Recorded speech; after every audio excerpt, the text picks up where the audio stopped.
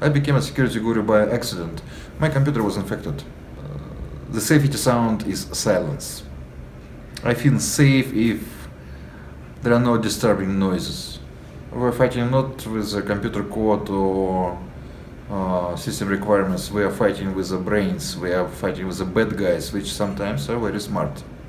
Safety means that I use my devices and my software, and I am sure that no one is using it instead me, neither criminals nor my kids.